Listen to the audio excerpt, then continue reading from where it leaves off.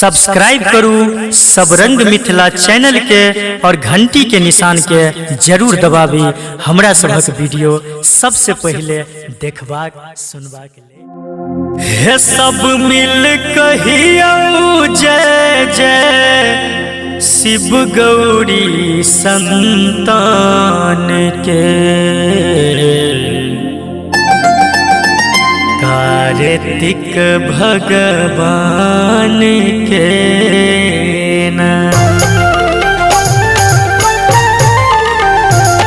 हे सब मिल कहियो जय जय शिव गौरी संतान के, हे सब मिल कहियो जय जय शिव गौरी संतान के, कार्तिक भगवान के ना। हे सब मिल कहियो जय जय शिव गौरी संतान के, कार्तिक भगवान के ना।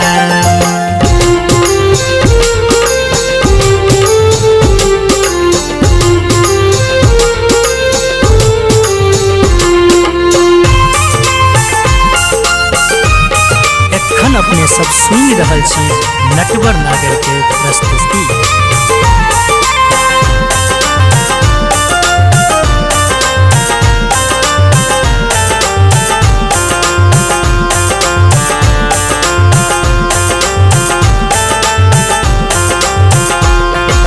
भैया गणपति के छठी खास, करत सब हक दिल में बस। हे भैया गणपति के छठी खास, करत सब हक दिल में बस। हे भैया गणपति के छठी खास, करत सब हक दिल में बस। हे भैया गणपति के छठी खास, करत सब हक दिल में बस। आ सबके धने पूते भरने छठ बरदान से, शिव गौरी संतान के ना। हे सब मिल कहियो जय जय शिव गौरी संतान के, कार्तिक भगवान के ना।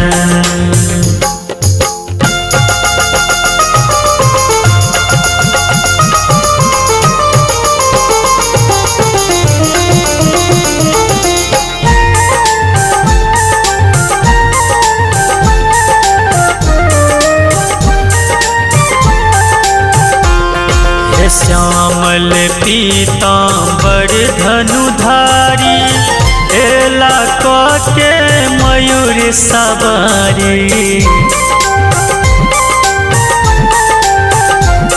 हे श्यामल पीताम्बर धनुधारी, एला के मयूर सवारी।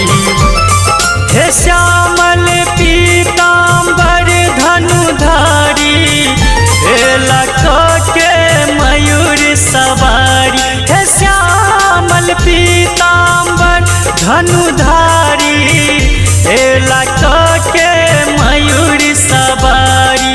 सौसे सुजस सुनै छी हिनकर सकल जहान में, शिव गौरी संतान के ना।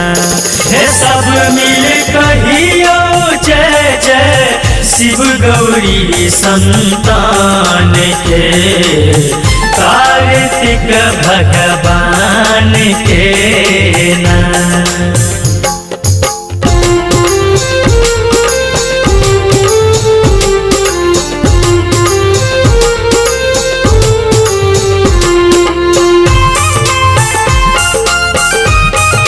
अपने सब सुन रहल छी नटवर नागर के प्रस्तुति।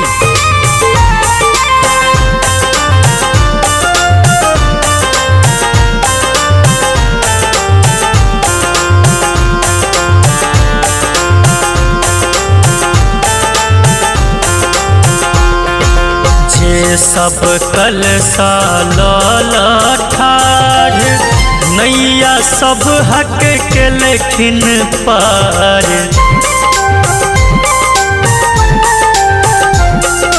जे सब कलसा लाल ठाढ़ नैया सब हक के लेखिन पार। हे जे सब कलसा लाल ठाढ़ नैया सब हक के लेखिन पार। हे जे सब कलसा लाल ठाढ़ नैया सब हक के लेखिन पार। नागर नयन खुशी सो भरल सब अरमान से शिव गौरी संतान के ना। हे सब मिल कहियो जय जय शिव गौरी संतान के कार्तिक भगवान के